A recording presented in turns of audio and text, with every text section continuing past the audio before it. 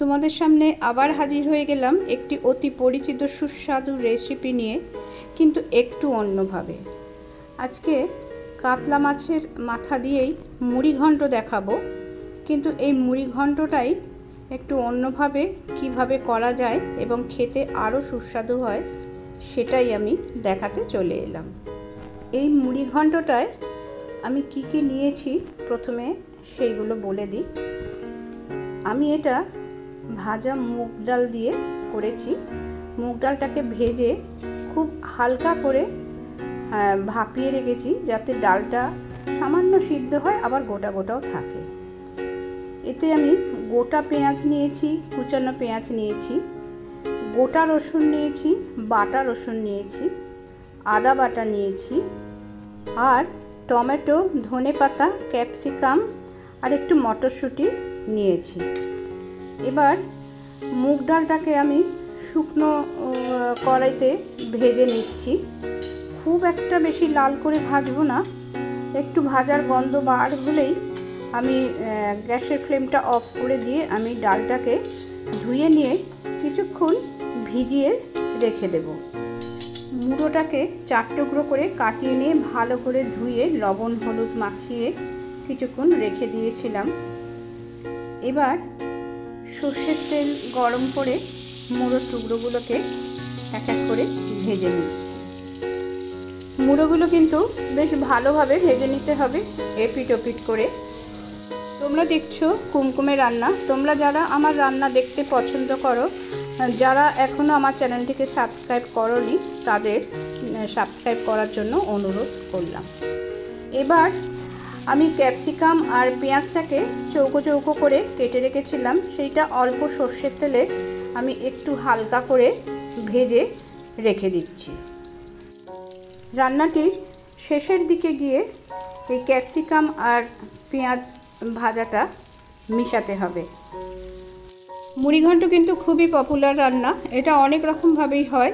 এটা গোবিন্দভোগ চাল দিয়ে হয়, গোবিন্দভোগ চিড়ে দিয়ে হয়। তো আমি আজকে ভাজা মুগ ডাল দিয়ে করছি। এবারে মাছ ভাজার তেলেতেই আমি গোটা গরম মশলা দিয়ে দিয়েছি। দারচিনি, এলাচ, লবঙ্গ দিয়ে প্রথমে একটু ভাজা হয়ে যাবার পরে একটা গোটা শুকনো লঙ্কা দিয়েছি। সেটাও একটু ভালো গন্ধ বার হওয়ার পরে আমি সাদা জিরে গোটা দিয়েছি। তারপরে দিয়ে দিলাম রসুন। গোটা গোটা রসুনগুলো আমি আগেই দিয়ে দিলাম। একটু সামান্য ভাজা হলে তেজপাতা দিয়েছি আর কুচানো পেঁয়াজ দিয়ে দিয়েছি। পেঁয়াজটা দিয়ে আমি কিন্তু লবণ দিলাম না, তার কারণ ওদিকে মাছের মুড়োতে লবণ আছে আর ভাপানো ডালটার মধ্যেও আমি লবণ দিয়েছি। এবারে দিয়ে দিলাম রসুন বাটা। রসুন বাটাটা একটু তেলের মধ্যে দিয়ে তারপরে দিয়ে দিয়েছি আদা বাটা। আদা বাটা আর রসুন বাটা দেওয়ার মধ্যেই আমি কাশ্মীরি লাল দিলাম, দিয়ে সামান্য একটু জল দিয়ে দিচ্ছি যাতে না মশলাটা পুড়ে যায়। কিছুক্ষণ বেশ ভালোভাবে নাড়তে থাকবো, আদা আর রসুনের কাঁচা গন্ধটা যাতে চলে যায়। এবার হলুদটা দিয়ে দিলাম। মুড়িঘণ্ট চাল দিয়ে করলে বা গোবিন্দভোগ চিড়ে দিয়ে করলে সেটা শুধু শুধুই খাওয়া যায়, কিন্তু মুগ ডাল দিয়ে করলে সেটা ভাতের সাথেও খুব ভালো লাগে, আবার রুটি, লুচি, পরোটার সাথেও খুবই ভালো লাগে। টমেটোটা দিয়ে দিয়েছি। টমেটো দিয়ে আমি সামান্য লবণ দিয়ে খুব ভালোভাবে কষাতে হবে। এবারে আমি বলেছিলাম গোটা পেঁয়াজ দেব, সেই গোটা পেঁয়াজটা দিয়ে দিলাম, কিন্তু পেঁয়াজের গায়ে আমি চারদিকে ছুরি দিয়ে একটু সামান্য করে দাগ দিয়ে দিয়েছি, মানে সামান্য চিড়ে চিড়ে দিয়েছি, কারণ পেঁয়াজটা একটু বড় আর পেঁয়াজের ভিতরে গ্রেভিটা ঢোকার প্রয়োজন আছে। ছোট পেঁয়াজ হলে চিড়ে দেওয়ার প্রয়োজন নেই। এবার কড়াইশুঁটিটা দিয়ে আমি কিছুক্ষণ নাড়াচাড়া করার পর ভাজা মুড়োটা দিয়ে দিলাম। দিয়ে এবারে বেশ খানিকক্ষণ ধরে পুরো তরকারিটাকে ভালোভাবে কষিয়ে নিতে হচ্ছে। সামান্য জল দিলাম যাতে মশলাগুলো সমানভাবে মিশে যায়। এবার কিন্তু বেশ ভালোভাবে মুড়োটাকে অনেকক্ষণ ধরে কষাতে হবে। আশা করি তোমরা বুঝতে পারছো কত যত্ন করে আমি কষিয়ে নিচ্ছি।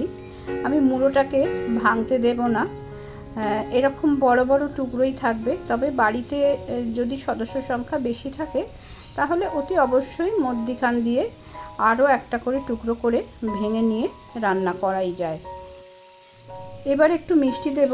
আমি গুড় ভিজিয়ে রেখেছিলাম, সেই গুড়ের জলটা দিয়ে দিলাম। কেউ যদি গুড় না দেন চিনিও দিতে পারেন। এবারে হালকা করে সিদ্ধ করে রাখা মুগ ডালটা দিয়ে দিলাম। মুগ ডালটা কিন্তু একটু গোটা গোটা আছে। এবার ক্রমাগত ধীরে ধীরে আমি সব কিছু একসাথে ভালোভাবে মিশিয়ে নিচ্ছি। সামান্য জল দিয়েছি যাতে সমস্ত কিছুর ভিতরে পুরো গ্রেভিটা ঢুকে যায়। এবারে সেই ভেজে রাখা ক্যাপসিকাম আর পেঁয়াজটা দিয়ে দিলাম।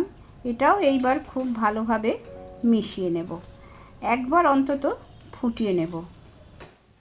রান্নাটি তাহলে একেবারেই তৈরি। আমি আর গরম মশলা দেব না, প্রথমেই গোটা গরম মশলা দেয়া আছে। আর নামানোর সময় যদি কারো ঘি খেতে অসুবিধা না হয় তাহলে একটু ঘি আপনারা দিয়ে নেবেন। আমি নামিয়ে একটু ধনেপাতা কুচি দিয়েছি। তাহলে আজকের এই রান্নাটি দেখলেন মুগ ডাল মুড়ি ঘন্টর দো পেঁয়াজা। এই রান্নাটি কিন্তু আগে কখনো হয়নি। রান্নাটি ভালো লাগলে লাইক করে দেবার আর আত্মীয় বন্ধুদের শেয়ার করে দেবার অনুরোধ করলাম। সবাই ভালো থাকবেন, ধন্যবাদ।